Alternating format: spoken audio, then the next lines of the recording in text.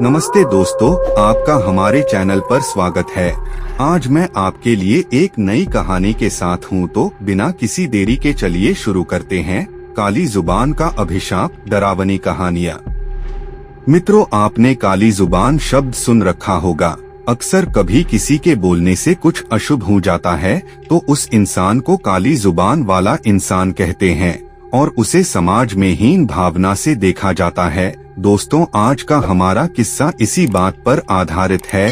राजस्थान के भीलवाड़ा जिले के एक गांव में लता नाम की औरत रहती है। उसकी शादी तो उसके घर वालों ने बचपन में ही कर दी थी और उसके 3 बच्चे हैं।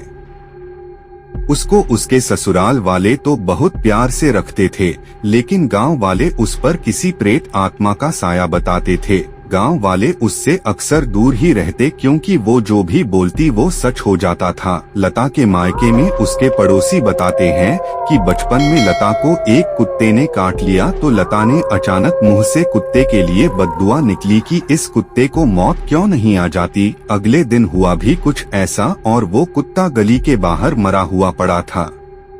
तब से गांव वालों में दहशत फैल गई। दूसरी घटना तो इतनी भयानक थी कि लोग लता को डायन कहने लग गए। ऐसे ही एक बार बचपन में लता का एक दिन तवे से हाथ जल गया। हाथ जलने से वो जोर से चीखने, चिल्लाने और रोने लगी। उस दिन घर वाले सब खेत गए थे। उसकी बड़ी बहन घर पर ही थी। वो दौड़कर अंदर आई और अपनी बहन का घाव देखा तो वो बोली, बस इतना सा जल जाने पर क्यों इतना मुंह फाड़कर रो रही है। लता को उसकी इस बात पर गुस्सा आया और बोली, तुझको आग लगे तब पता चले कि कितना दर्द होता है। फिर होना क्या था, अनहोनी होने में क्या देर थी। उसी रात घर के पास पड़े चारे में आग लगने से उसकी लपटें घर पर भी आ गई और उन लपटों में केवल लता की बहन ही जली, बाकी सब बच गए।